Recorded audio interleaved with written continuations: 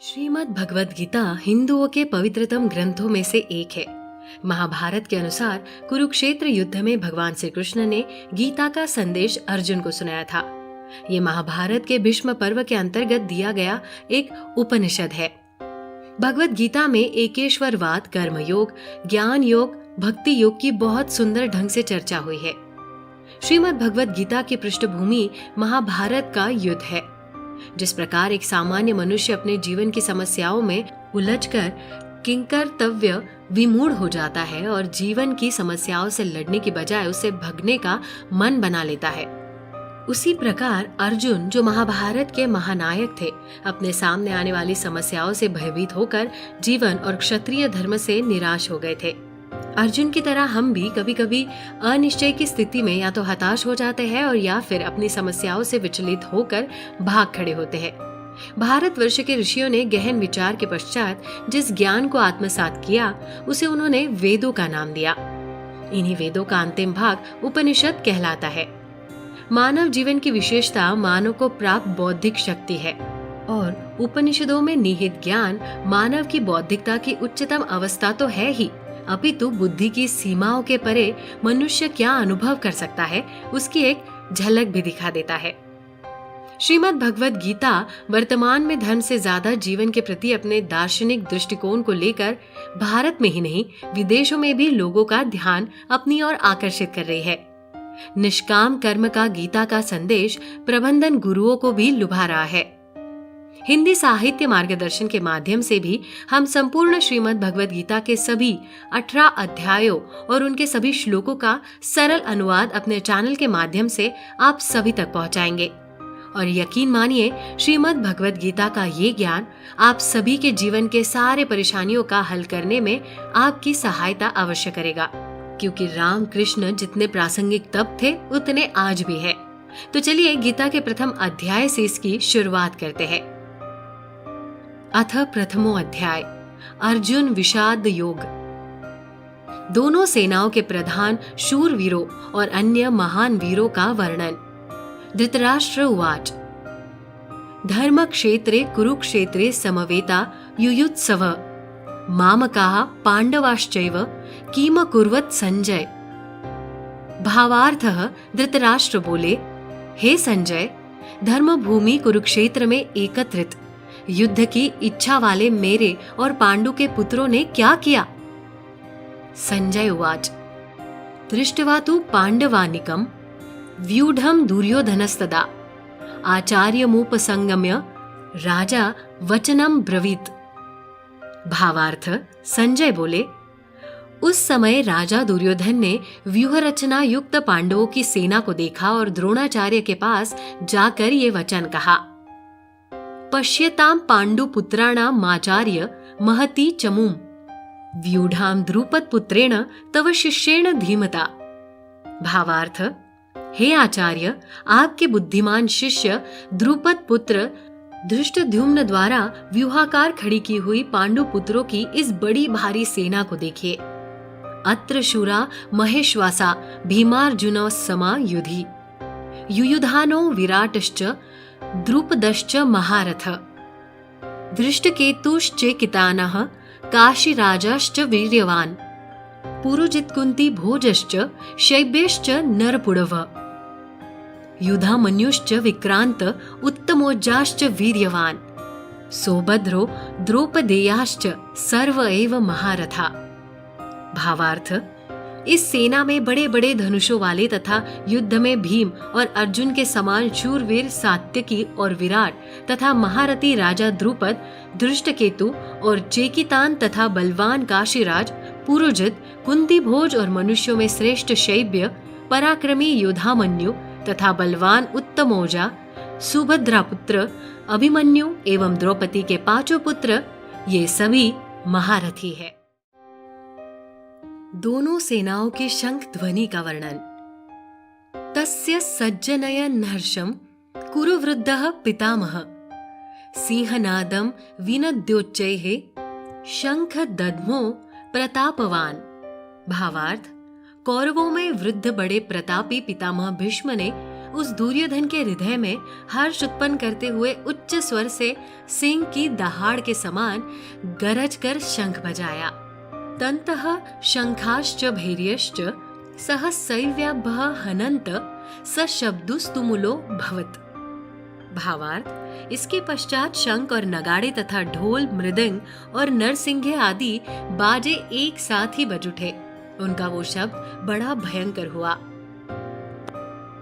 ततः श्वेतैर्ह यैर्युक्ते महति स्यनन्दे स्थितौ माधवः पांडवश्चैव दिव्यो शंखो प्रदद्मतुः। भावार्थ, इसके अनंतर सफेद घोड़ों से युक्त उत्तम रथ में बैठे हुए श्री कृष्ण महाराज और अर्जुन ने भी अलौकिक शंख बजाए। पांचजन्यम ऋषिकेशो देवदत्तम धनंजयः पौंड्रम दद्मो महाशंख भीमकर्मा वृकोदरः। भावार्थ, श्री कृष्ण महाराज ने पांचजन्य नामक, अर्जुन ने देवदत्त नामक और भयानक कर्म वाले भीमसेन ने पौंड्र नामक महाशंख बजाया। अनंत विजयम राजा कुंती पुत्रो युधिष्ठिरः नकुलः सहदेवश्च सुघोषमणि पुष्पकौ। भावार्थ, कुंती पुत्र राजा युधिष्ठिर ने अनंत विजय नामक और नकुल तथा सहदेव ने सुघोष और मणिपुष्पक नामक शंख बजाया है। काश्यश्च परमेश्वासः शिखंडी च महारथः धृष्टद्युम्नो विराटश्च सात्यकिश्चा पराजितः द्रुपदो द्रौपदेयाश्च सर्वशः पृथिवीपते सौभद्रश्च महाबाहु शंखान् दद्मुः पृथक्। भावार्थ, श्रेष्ठ धनुष वाले काशीराज और महारथी शिखंडी एवं दृष्टद्युम्न तथा राजा विराट और अजय सात्यकी, राजा द्रुपद एवं द्रौपदी के पांचों पुत्र और बड़ी भुजा वाले सुभद्रा पुत्र अभिमन्यु, इन सभी ने हे राजन सब ओर से अलग अलग शंख बजाए। सघोषो धार्तराष्ट्राणाम हृदयानि व्यदारयत् नभश्च पृथिवीं चैव तुमुलो व्यानुनादयन्। भावार्थ, और उस भयानक शब्द ने आकाश और पृथ्वी को भी गुंजाते हुए धार्त राष्ट्रों के अर्थात आपके पक्ष वालों के हृदय विदीर्ण कर दिए। अर्जुन उवाच। अर्जुन का सैन्य परीक्षण गांडीव की विशेष था। अथ व्यवस्थितान् दृष्ट्वा धार्त राष्ट्रान् कपिध्वजः प्रवृत्ते शस्त्र संपाते धनुरुद्यम पांडवः ऋषिकेशं तदा वाक्यमिद्माह महीपते सेनेयोरुभयोर्मध्ये रथम स्थापयमेच्युत। भावार्थ, हे राजन, इसके बाद कपिध्वज अर्जुन ने मोर्चा बांधकर डटे हुए धृतराष्ट्र संबंधियों को देखकर उस शस्त्र चलने की तैयारी के समय धनुष उठाकर ऋषिकेश श्री कृष्ण महाराज से वचन कहा, हे अच्युत, मेरे रथ को दोनों सेनाओं के बीच में खड़ा कीजिए। यावदेतान् निरीक्ष्यहं योद्धुका मानवस्थितान् कैर्मया सह योद्धव्यस्मिन् रण समुद्यमे।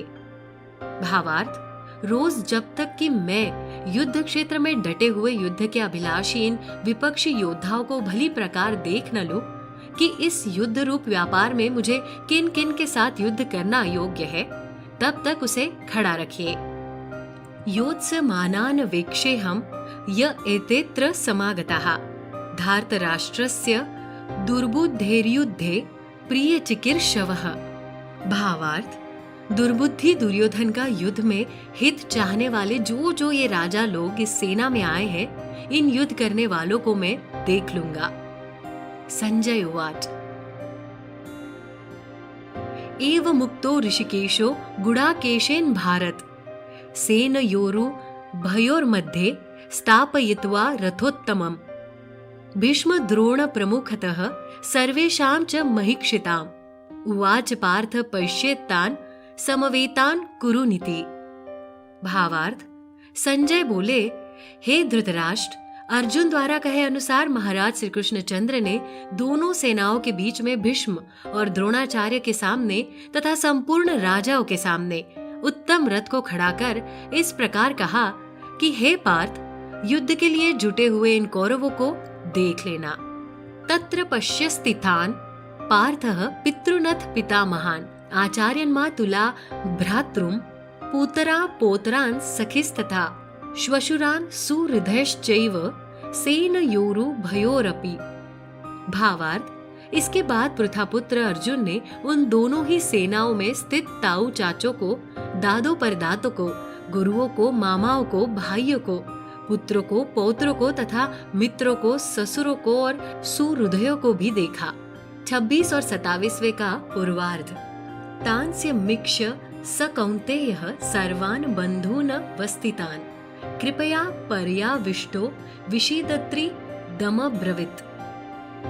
भावार्थ, उन उपस्थित संपूर्ण बंधुओं को देखकर वे कुंती पुत्र अर्जुन अत्यंत करुणा से युक्त होकर शोक करते हुए ये वचन बोले।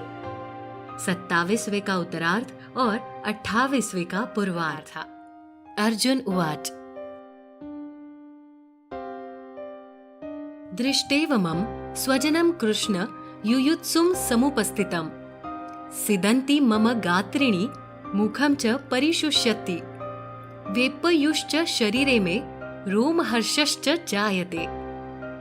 भावार्थ, अर्जुन बोले, हे कृष्ण, युद्ध क्षेत्र में डटे हुए युद्ध के अभिलाषी इस स्वजन समुदाय को देखकर मेरे अंग शिथिल हुए जा रहे हैं और मुख सूखा जा रहा है तथा मेरे शरीर में कंप एवं रोमांच हो रहा है।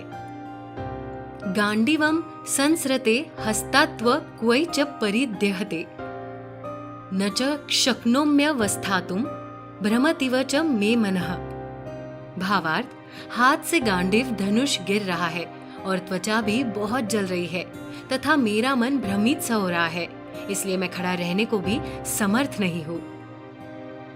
निमित्तानि च पश्यामि विपरीतानि केशव न च श्रेयो नुपश्यामि हत्वा स्वजन माहवे।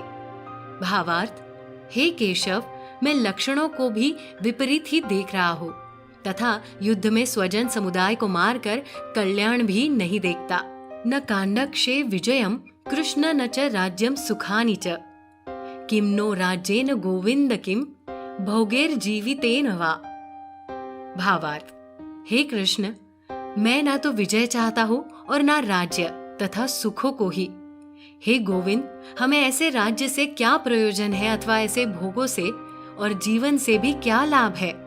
येषा मर्थे काडक्षितम नो राज्यम भोगाः सुखानि च त इमे वसिष्ठा युद्धे प्राणान् त्यक्त्वा धनानि च। भावार्थ, हमें जिनके लिए राज्य, भोग और सुखादि अभिष्ट है, वे ही ये सब धन और जीवन की आशा को त्याग कर युद्ध में खड़े हैं। आचार्याः पितरः पुत्रास्तथैव च पितामहाः मातुला श्वशुरः पौत्राः शाल्याः संबंधी नस्तथा।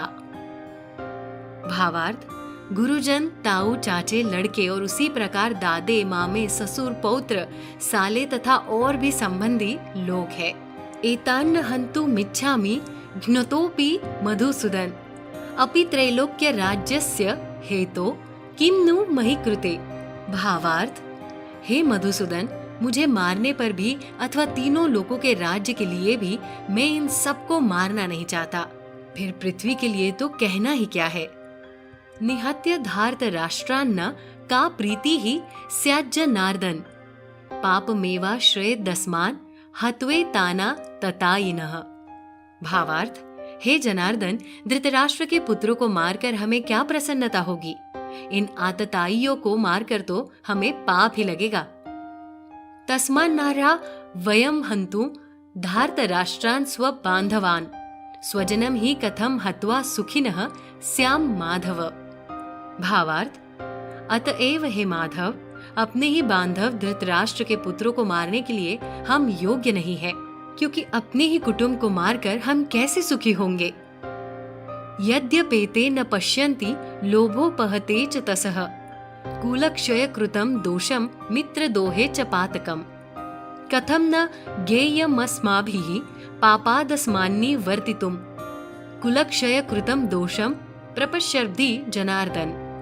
भावार्थ, यद्यपि लोभ से भ्रष्टचित हुए ये लोग कुल के नाश से उत्पन्न दोष को और मित्रों से विरोध करने में पाप को नहीं देखते, तो भी हे जनार्दन, कूल के नाश से उत्पन्न दोष को जानने वाले हम लोगों को इस पाप से हटना होगा। अधर्माभिभवात् कृष्ण प्रदुष्यन्ति कुलस्त्रियः स्त्रीषु दृष्टासु वार्ष्णेय जायते वर्ण संकरः। भावार्थ, हे कृष्ण, पाप के अधिक बढ़ जाने से कुल की स्त्रियां अत्यंत दूषित हो जाती है, और हे वार्ष्णेय, स्त्रियों के दूषित हो जाने पर वर्ण संकर उत्पन्न होता है। संकरो नरकायेव कुलघ्नानां कुलस्य च पतन्ति पितरो ह्येषां लुप्त पिंडो दक्क्रियः। भावार्थ, वर्ण संकर कुलघातियों को और कुल को नरक में ले जाने के लिए ही होता है। लुप्त हुई पिंड और जल की क्रिया वाले अर्थात श्राद्ध और तर्पण से वंचित इनके पितर लोग भी अधोगति को प्राप्त होते हैं। दोषै रेतहि कुलघ्नानां वर्ण संकर कारकैहि उत्साद्यन्ते जातिर्धर्माः कुलधर्माश्च शाश्वताः। भावार्थ, इन वर्ण संकर कारक दोषों से कुल घातियों के सनातन कुल धर्म और जाति धर्म नष्ट हो जाता है। उत्सन्न कुल धर्माणाम मनुष्याणां जनार्दन नरके नियतम वासो भवति त्यनुशुश्रु। भावार्थ, हे जनार्दन, जिनका कुल धर्म नष्ट हो गया है, ऐसे मनुष्यों का अनिश्चित काल तक नरक में वास होता है, ऐसा हम सुनते आए हैं। अहोबत महत् पापम कर्तुम व्यवस्थिता वयम यद्रज्य सुखलोभेन हंतुम स्वजनम मुद्यताः। भावार्थ, हाँ, शोक हम लोग बुद्धिमान होकर भी महान पाप करने को तैयार हो गए हैं, जो राज्य और सुख के लोभ से स्वजनों को मारने के लिए उद्यत हो गए हैं। यदि माम प्रतिकारम शस्त्रम शस्त्रपाणयः धार्तराष्ट्रारणे हन्युस्तम्ने क्षेमतरम भवेत्। भावार्थ, यदि मुझ शस्त्र रहित एवं सामना न करने वाले को शस्त्र हाथ में लिए हुए धृतराष्ट्र के पुत्र रण में मार डाले तो वो मारना भी मेरे लिए अधिक कल्याणकारक होगा। संजय उवाच। एवं मुक्त्वार्जुनः सण्डके रथोपस्थ उपाविशत् विसृज्य सशरम चापम शोक सविघ्न मानसः। भावार्थ, संजय बोले, रणभूमि में शोक से उद्विग्न मन वाले अर्जुन इस प्रकार कहकर बाण सहित धनुष को त्याग रथ के पिछले भाग में बैठ गए।